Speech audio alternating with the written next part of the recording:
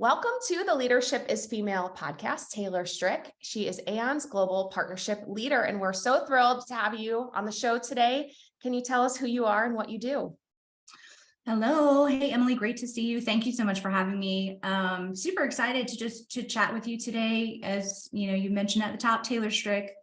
Been with Aon for the past 6 or so years, always in kind of a partnership role. And it's definitely been a journey. I feel like my career has always kind of firmly been in and around sports. And as you think about sports, in my mind, there's kind of 5 areas of expertise or specialists, right? Like you can be league side, you can be team side, media agency, or client side. And so I've done, brief stints in some of those other ones. And this is my first, real path, I guess, through to the client side, which I'm absolutely loving. Yeah, and I want to talk about your current role and some of the incredible programs that you're working on with Aon and the PGA and LPGA. But first, let's dig into your start. So you got your start in Tampa, both in undergrad and grad school. Tell us why you went to grad school and how did that impact your career? Yeah, I mean, Tampa's always been kind of my hometown. I grew up just outside of Tampa, went to college at the University of Tampa, and then decided to stick around and go to grad school and get my MBA. Best decision I ever made, really. And I made it because I'm one of these people, I just love learning. I think continuing education was always something that I wanted to do. And frankly, I don't know if I'll ever stop. I kind of, I got 2 more, I guess, certifications last year. And so it's something that just, it inspires me and to continue to kind of stretch yourself and learn different things and hear from other people and gain different points of view. I just feel like is an absolutely invaluable kind of skill set as you continue to grow as a professional. And it's fun for me. I know I've realized school isn't a lot of people's, favorite thing or priority, but I do like it. And so, yeah, I don't do it for the letters you get to put behind your name or the degrees you get to put on the wall, which is a fabulous perk and a lot of fun. But, for me, it's more about that experience and, just gaining additional knowledge. I don't think in any of my roles that I've had, that kind of additional experience has been required, but gosh, it hasn't hurt. And I think I'm just a smarter, more well-rounded person because of some of the choices that I made along the way. Yeah, Harvard Business Review put out a study a couple of years ago about curiosity and about the curiosity or the skill of curiosity being one of the number 1 indicators of success. And I think that has a lot to do with, where you've gotten to today. You've been curious about learning and done it in a formal way. As you explained, created a more well-rounded executive who has these different points of view that you're not really getting when you're not curious or you're not exposed to education.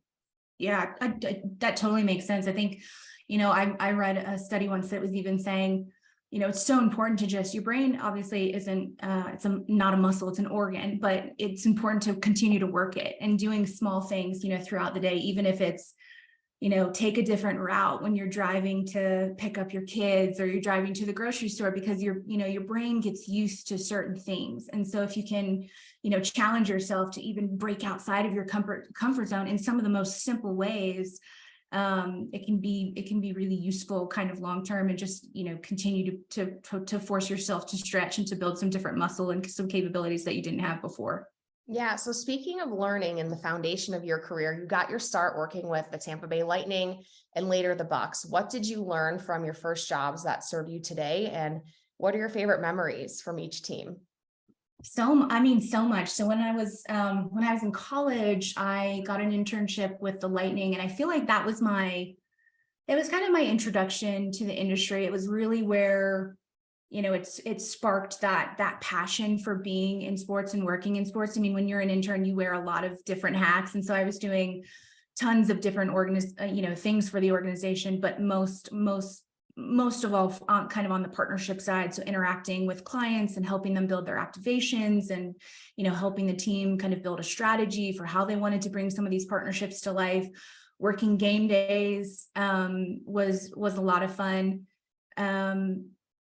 I feel like my my favorite memory from the Lightning, we were short-staffed one game, and we had a partnership activation where it was Mr. Empanada, I think, and there was an actual empanada that would skate onto the ice.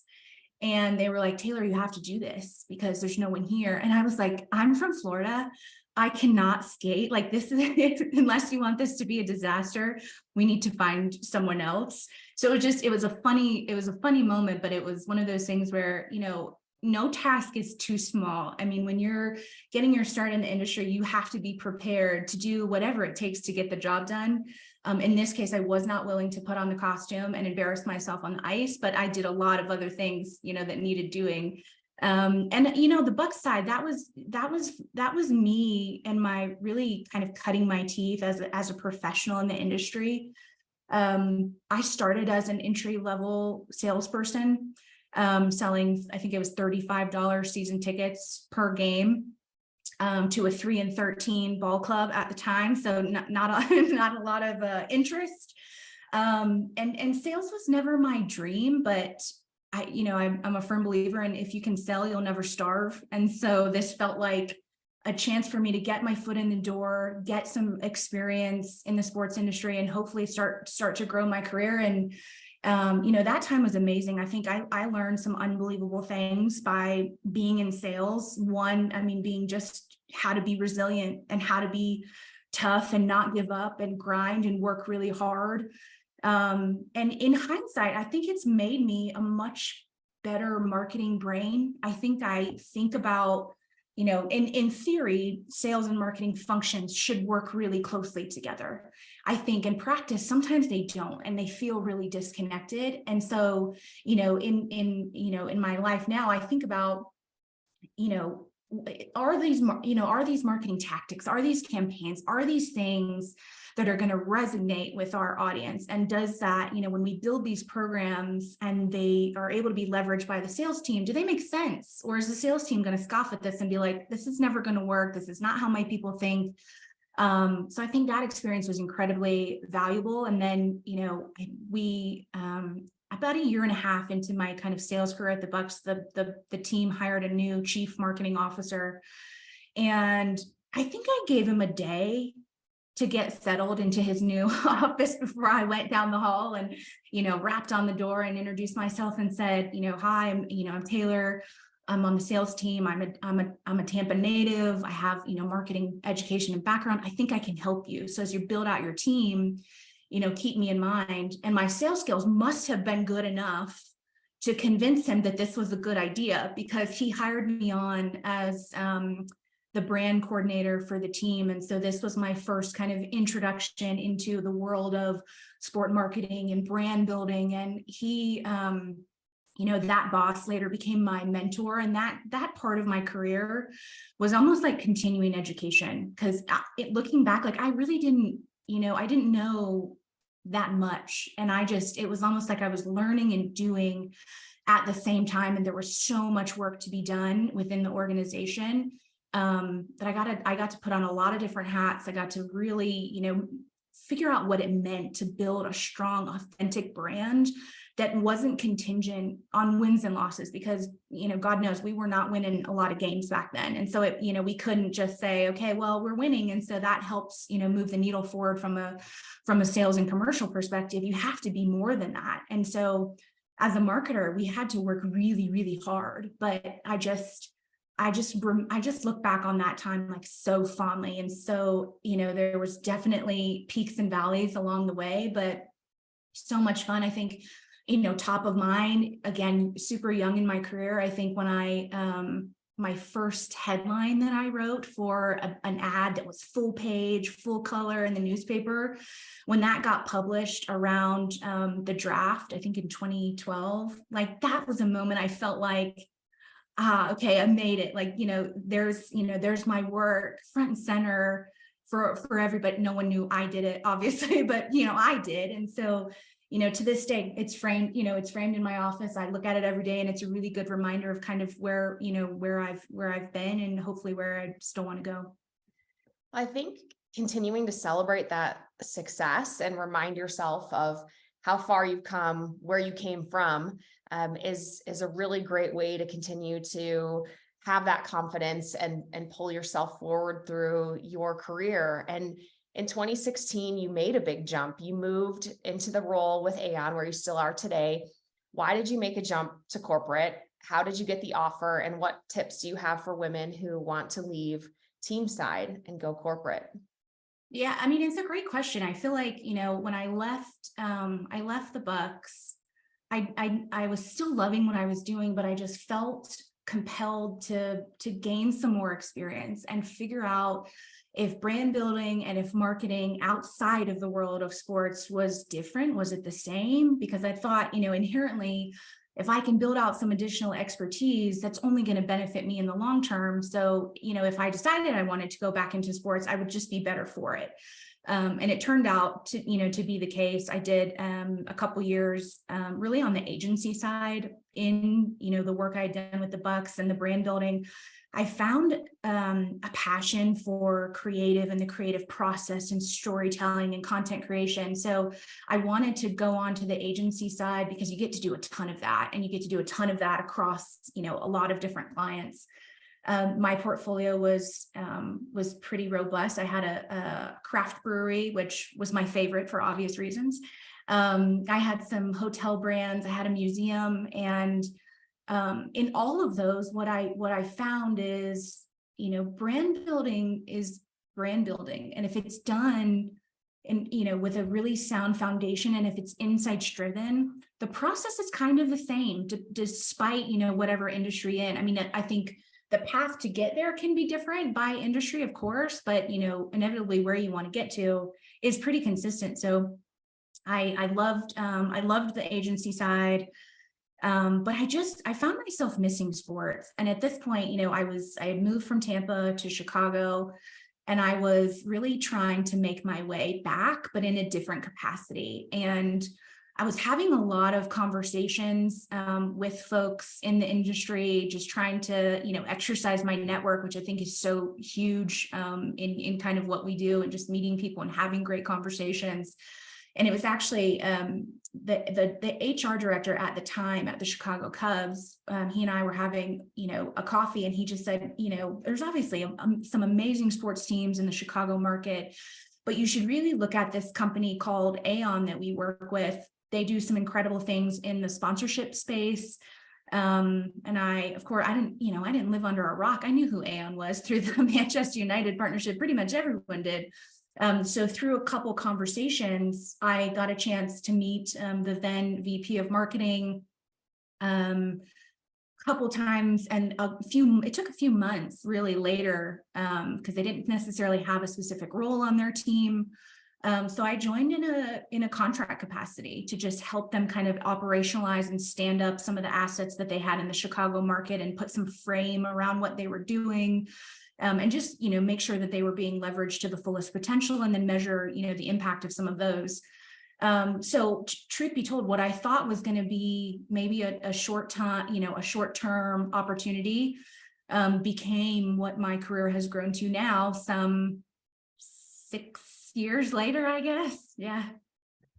I love that story. And I love that this is another time where you bet on yourself. You knew what you wanted and what you wanted to do, and you made the jump to Aon in a contractor role. And ultimately, your passion for your work and the excellence that you provided paid forward for you to get the full-time job. And, that's where you are today. And Aon is involved in really important partnerships. And one of those is with the PGA and the LPGA, called the Risk Reward Challenge. Will you tell us a little bit about this challenge? Yeah, happy to. So the Aon Risk Reward Challenge is a season-long competition that runs across the PGA Tour and the LPGA Tour. Basically, players compete on we've created Aon Risk Reward Challenge holes, which are some of the most, think about some of the most strategically challenging holes in golf. Players compete on these holes. They kind of, take their best 2 scorers through the weekend that count towards their cumulative score. And then at the end of the regular season, the player on both the PGA Tour and the LPGA Tour, whoever's at the top of the leaderboard, wins the Ann Trophy and takes home an equal $1 million prize, which is, such a point of pride, I think, for me individually, and I think has become a real point of pride for our firm to create, a global program that's really, it's really equity, there's a lot of equity across what we're doing from both a PGA Tour and an LPGA Tour perspective. And we're going on, I think, our 5th year of the program. So it's relatively new, but I think at this point we're getting to a place where we're firing on all cylinders. It's been so much fun. And how important was it for Aon to support both the PGA and LPGA? And what do you think is the future for brands working with the LPGA? I think huge, right? Like at the time we announced this program in 2018, it launched in 2019. And so at the time there wasn't much out there like it. I think it was even the first program of its kind to do something like this. And so, for us, it's just, we talk a lot about living our values as a firm, and this partnership is just a really tangible way that we're doing that, with our sports partnerships across the globe. And it just continues to reinforce, our commitment to building inclusive and diverse cultures and hopefully growing the women's game to a more equitable place. Yeah, and it's really exciting to hear you're in your 5th year. So obviously as a marketer, you're measuring the outcomes, you're measuring the impact, you're questioning the alignment, and you're living into your values, as you said, creating equity across these men's and women's sports leagues. And we love to hear it because there is a long way to go. And as we're talking here, we're entering Women's History Month. And so my feed is populated with really positive and really, I wouldn't say negative, but like, we got a long way to go type of conversation. And so I'm thrilled to be having this talk with you today and being able to tell our listeners like, hey, Aon's a company who's living into their values and supporting men's and women's sports in the same capacity. So talk to me a little bit about your role with the Aon's Ryder Cup activation. Yeah, we look at, our golf portfolio obviously consists of the PGA Tour and the LPGA Tour. And I think in 2019, we also announced a partnership with the Ryder Cup. And we leverage every tool in our toolbox to bring these partnerships to life. I mean, you name it. We, create content for broadcast, digital, social, paid media partnerships, earned media. The Ryder Cup is really special because I think it's a very robust program, but it also, there is going to be no doubt in anyone's mind when they're watching the Ryder Cup that Aon is a worldwide partner. We show up in a really, really big way, whether it's through some of the compelling kind of content that we'll push out, in the lead up to the Ryder Cup or during the Ryder Cup. Well, you'll see, the Aon logo kind of everywhere at the event, tee boxes, media backdrops. We'll have a really bespoke client hosting program that we're creating, which is multifaceted. So it's not just, on the day where people are coming to golf experiences. We're creating, thought leadership events around some of these activities, incremental kind of surprise and delight events. I mean, the Ryder Cup is going to be in Rome this year, so forget the Ryder Cup. Rome is epic, on its own. And then you add in, one of the most iconic sporting events of all time, and it's going to be just amazing. I'm super excited about it. So, my job on a day-to-day basis is to really, keep these programs kind of moving forward on all different fronts. So, supporting the team who's, really zoomed in on events, supporting the team who's really zoomed in on the content creation. I tend to lean, more in the content creation and the storytelling kind of swim lane, I guess. And so that's a bit my bread and butter, but, wholesale, just making sure that the partnerships are doing everything across the board that we're hoping that they will do. And then on the back end, obviously measuring and making sure, we hit on some of our objectives, and how are we packaging up this experience, and making sure that, our leadership team and our 50,000 colleagues around the world understand the impact that we've created, by activating something like the Ryder Cup. And then I think that the crown jewel of our Ryder Cup partnership is really the award that we've created. So in partnership with the Ryder Cup team, we have the Nicholas Jacklin Award presented by Aon, which is a first of its kind, kind of award within the Ryder Cup program, which is super, super special, and excited to bring that to life. This will be the second year that we'll talk about the award kind of in some of our content creation, and then bring it to life on site in September. So you've mentioned a few things here I want to highlight. 50,000 colleagues around the world, an event in Rome. You're really touching on the global piece of your job. So what does it mean to be the global head of these partnerships? What does that schedule look like? What does your travel look like as you're leading a global team? Busy is probably the word.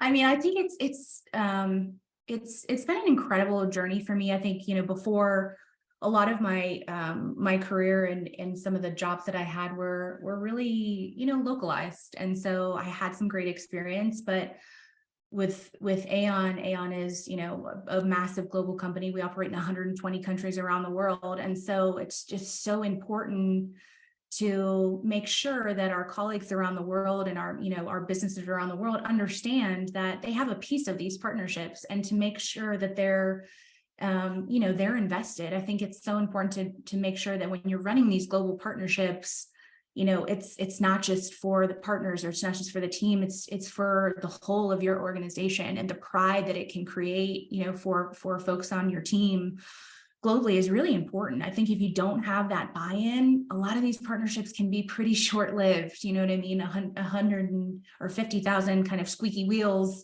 does not translate to long-standing partnerships. And so if colleagues are feeling great about it, if our leadership team is feeling great about it, there's really no limit to what we feel like that we can do to grow these. The experience that I've gotten working more on a global perspective, I think, has been probably the most significant career development factor that I probably had to date. I think to get outside of your day-to-day kind of world, and to make sure that when I'm talking to colleagues in Singapore, I'm talking to colleagues in London, or I'm talking to colleagues, in different parts of the United States, just so important to take on board some of those varying perspectives, and make sure that what you're building is really sound, and not only makes sense from, I'm sat in Golden, Colorado, but makes sense from a, broader, not only North America, but makes sense from a global perspective. You certainly don't want to do things, that are going to alienate various parts of your organization or business. And so it can be challenging. I mean, time zones are what they are, right? Like there's only so many hours a day. And so there's challenging parts, but gosh, the benefits just far outweigh any of the, the day-to-day kind of challenging stuff. Yeah, I love to hear it. And, you mentioned earlier about Aon and the values, and trying to represent those values through partnerships. And we touched on women's sports. So can you address the corporate boom for sponsorship in women's sports? And then also, keeping in mind that the gap really still exists between men's and women's sports. Yeah, for sure. It does. And, it's not something that's going to be solved overnight. It's just not. That's the reality. I think the frequency of these conversations is growing, which is important. And I think, but what's equally as important for me is that there's action to kind of back up these conversations. And so I think, again, what we've done with the Aon Reward Challenge has been hopefully a tangible kind of proof point for, organizations and companies out there who are maybe looking to do something similar, that, to help people see, in living color, that you can build partnerships within women's sports, and build equitable partnerships that are really, really effective and really, really impactful. And I think the main thing for us is that authenticity is so key. You know, if we can't really be talking about a company who wants to live its values and have, you know, a lot of focus on what we're doing to drive these narratives forward and be focused on inclusion, diversity, and then not have the actions of our partnerships kind of match that. I don't think you could get away with it, to be honest, in this kind of day and age, which is a good thing. And I think that the interest in women's sports will continue to grow. I mean, you know, the LPGA specifically, I think the accessibility that we're seeing of the tour is growing. I mean, we've got, you know, the women are playing more renowned golf courses than ever before. They've got Pebble Beach and Bartisrol on their schedule this year. So, you know, that's kind of an amazing step forward. There's more live, you know, coverage of the LPGA than ever before. That continues to grow. So I think that's really encouraging.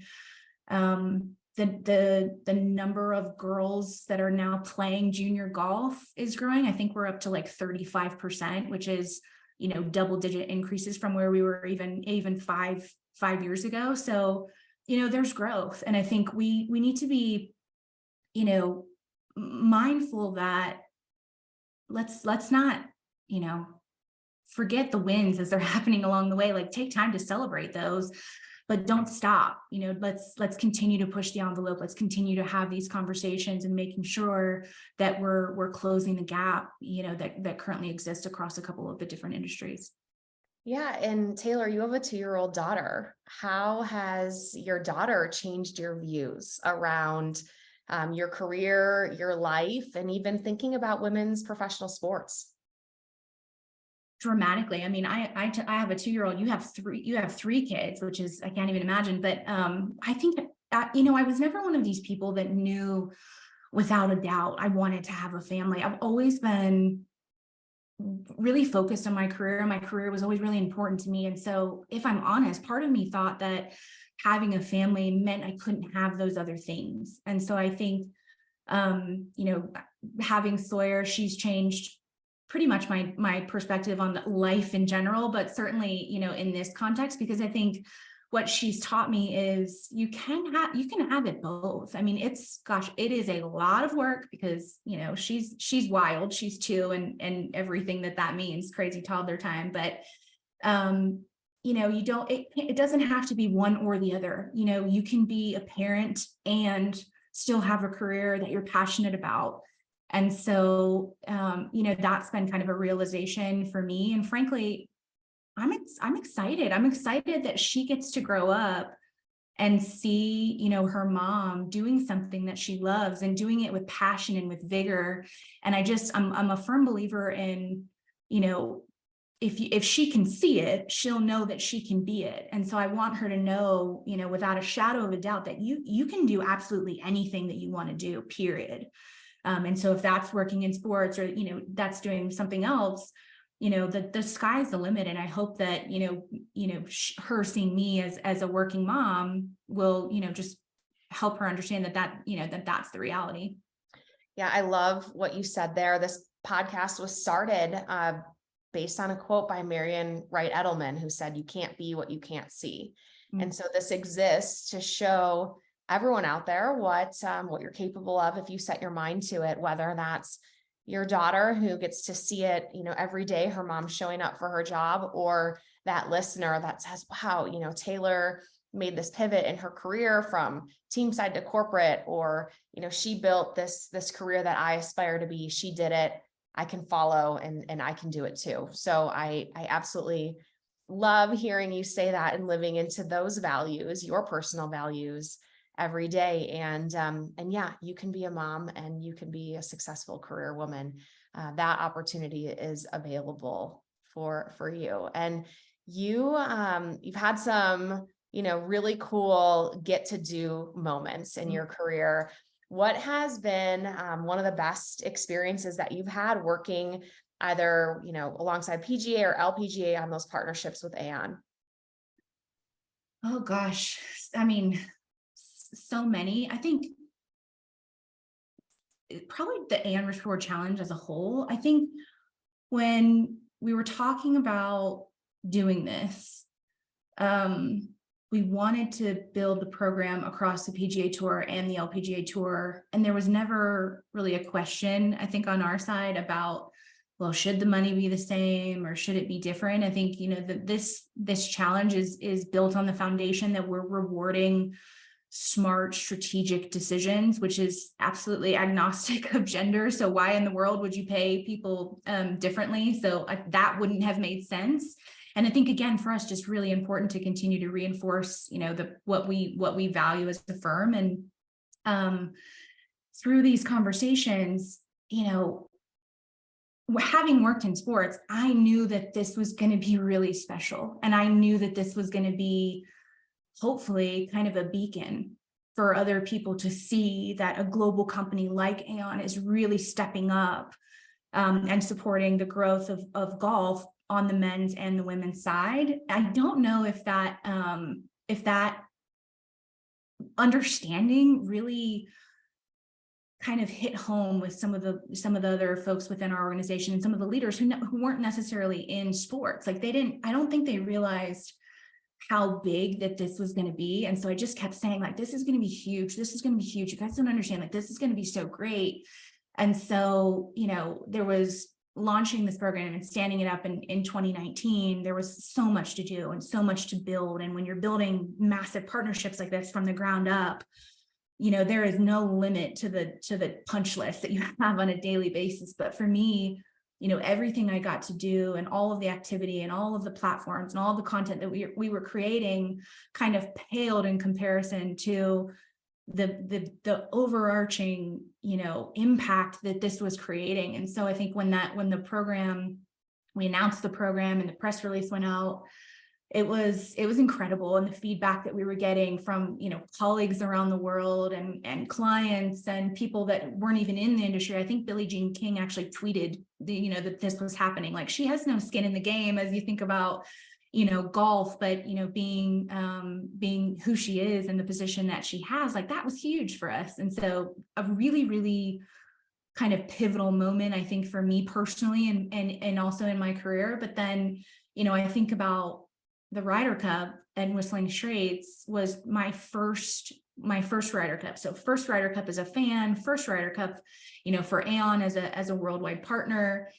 And when I stood on the first tee, you hear about the first tee at the Ryder Cup, it was like transcendent. It was one of the coolest experiences that I have ever had in sports. And I'm fortunate. I've gotten to do a lot of really neat stuff. This was really, really special. It was almost like you could feel the energy and the cheering and you just have this tension between the teams and everything's kicking off. It was almost unbearable. Like, it was just so emotional. I was like, okay, I can't stay long. I have to, go do some other things. But it was a lot of fun and just really, really special. So I think, maybe one kind of big macro meaningful moment, and then one, that's more top of mind. But there's hundreds along the way. We could chat for hours about some of the cooler stuff, but those two were really kind of stuck with me. Yeah, well, and I felt the emotion on both of those and what those mean to your partnership, to the industry, and to your clients as well. So I love that. And, we have to offer a couple pieces of advice on this show as well. So in your experience dealing with event activations, what are your top 3 pieces of advice? Write in pencil, I think, is the first one. I mean, events, there's change. And I think change is going to be inevitable. And I think the sooner that you can accept that, the better off that you'll be. Is definitely one of them. And then I think 2 is, control what you can control, which is kind of tied to the first. I think change is going to happen. But, there are things that are going to absolutely be outside of your control. There's nothing that you can do about that, but there are things that you can control. You can control your emotions. You can control how you react to things that are coming down the pipe that you need to handle. You can control how prepared you are. I think in events, that's a massive one. Being able to be flexible, being able to pivot when needed, when this change kind of comes through, build out, your contingency plans. Okay, here's option A, this is the optimal kind of point forward, but now we have B and C just in case. And having those kind of contingency plans already baked and kind of in your back pocket just alleviates some of the chaos that can ensue for some of these bigger events. And then I think the third one is just, we move fast, right? And I think with some of the big events in the industry, it's so much work, and it's taxing on your time, and you get it done. And then sometimes we just move to the next one. And I'm a big proponent in, take a minute, celebrate the wins, look at what you've accomplished, and don't forget that, some of these things are a Herculean effort. And you can't just let those moments pass you by. You have to, pat yourself on the back, pat your team on the back, do something special to kind of commemorate a huge milestone and a victory, for your team before you move on and, get after the next one. But I think probably there's a lot, but I think those are probably, top three.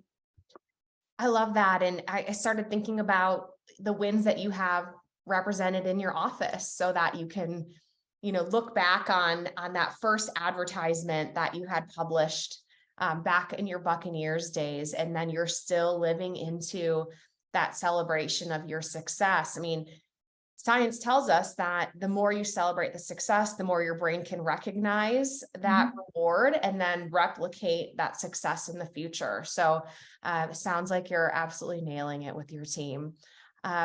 Before we get into the final four questions, one more for you. Finish the sentence. When I'm not traveling, I am doing what? And how important is it to you to maintain your interests outside of your job and life in Golden, Colorado? When I'm not traveling for work, I am just enjoying being home. Honestly, I'm a little bit of a homebody when I'm here. Chasing my daughter around, spending time with my husband, getting outdoors. Colorado is known for being a place where you can, there's all kinds of things that you can do, doing activities. So try to tap into that as much as possible. But I think, doing all the things that just keep your heart full, I think is so important. And not to forget that, I still have personal passions that exist, believe it or not, outside of work or family. And so I think it's so important just to ensure that you're individually feeling good. You still have to do some things for yourself. One of those things for me is I love wine education. And so I've kind of made it a point, I guess. I just got my level 2 WSET wine certification. And so, learning about, wine and how it's made and where it grows and what it means, like that's a passion point for me. And so spending time to just make sure that I'm able to do the stuff that I love on top of, doing my job and hopefully doing it well, on top of, being a good wife and a good mother. I think it's a puzzle. And sometimes it doesn't quite fit right. But, I think it's one of those things where it's tough to do at times, and it's tough to make the time, but so important to do so. You really pulled that thread through of education and one of your hobbies, and something that makes you feel good is pursuing the hobby of learning more about wine. I love it. So final four, what is your best piece of advice for women to apply today, this very moment, to level up tomorrow? Be courageous. I think what I have found is, my career, the more courageous I am, the more kind of high flying I become. And I think sometimes, I'm a little bit of a perfectionist. Like I want things to be perfect. And somewhere along the way, I kind of shed that mentality, and it was more important to just go for it than to make sure that it was perfect. Because I think, wanting to be perfect can be a little bit debilitating, because a lot of the times it means you're afraid to make mistakes. And so when I stopped being afraid that I was going to do the wrong thing or say the wrong thing or, execute the wrong thing, and just, trust the insights that I've gotten, and also trust my gut. There was a freedom in that, and there was a correlation between feeling more free and performing better. So I think that's definitely one of the things. And I also, one of the recommendations that I try to operate with, I call it a grow or go mentality. So, and that goes both ways. I mean, if you're in a position where you're not exactly where you want to be, or you're feeling, stagnated, or, maybe your hustle or your contributions aren't being recognized in your current role, like, you're not a tree. I mean, you go find someone who's going to recognize your talent and help you grow. And I think on the flip side, don't get complacent. I think complacency can be really, really dangerous for women in our industry, because you lose your edge. I think if you get comfortable and, things maybe they're not great, but they're okay. And I just, I don't think that we can afford to lose our edge. We always have to be sharp. And I think, as in sports, it's a really bright and shiny industry, and so a lot of people want to work in it. And so there's always someone behind you, hungry for what you have, and they are courageous and they are unafraid to have a go at what you have in your job. And so I think it's just, one of those things: trust yourself and don't be afraid, be fearless in kind of what you're trying to accomplish. And I really feel like that mentality opens up a lot of opportunity. Where are you traveling to next? Oh, we've got, I'm headed down to Florida for the Players Championship, couple ambassador shoots after that in Scottsdale. The first quarter tends to be really busy because for us, we capture essentially all of our content for the program in the first 2.5 months of the year. So it's really full on. So we have everything ready and kind of put into post-production to seed and support us throughout the rest of the year. But then it kind of starts to slow down a bit. And then it'll be, pretty much heads down, focused on, Ryder Cup in Rome, which is going to be super exciting. Oh, incredible. Okay. What's your pump up song? My pump up song. I definitely have one. So, it's probably not very well known. It's called All Stars featuring Alma, and it's by a French DJ, Martin Slovig. And it is one of these songs. I was actually in France when it came out. I think it was 2017. And they played it on repeat across every station. And so it was like a full week of hearing nothing but this song. But it's one of those songs that is just, it's really light and fun, and just is a feel good song. And so when you hear it, even if you challenge yourself not to move when it came on, you couldn't. It's one of those, if this song comes on, no matter what situation I'm in, this is a must dance, must move kind of situation. And so, yeah, for big moments, or, car rides on the way to, meetings or things like that, this is always kind of my go-to to put a smile on my face, get some, energy going, and just feel good about what's ahead.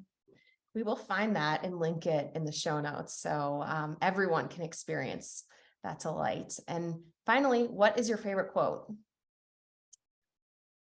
I'm a quote person, so I have a lot, but I'm also, I'm a big history buff, specifically kind of World War II. And so I have a Churchill quote that I absolutely love.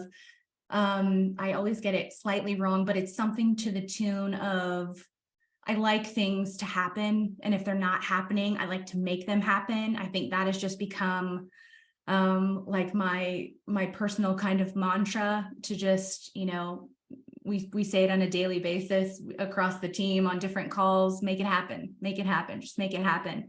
And I think it gets to, positivity and proactivity. And I feel like it's applicable in any circumstance, really. And so it becomes really flexible and really easy to apply in simple day-to-day things. When you said World War II, I knew Churchill was coming. Yeah. And I knew I was going to love it. That is a great quote, and I think a really great summary. If we pull that quote back through this interview today, and all that you've done in your career and all that is to come in the future, you're making it happen for yourself, for your team, for the brands that you work with. And I'm just so grateful you joined us today to share your story and help to lead her forward. Thank you so much for having me. I wish we could do this every day.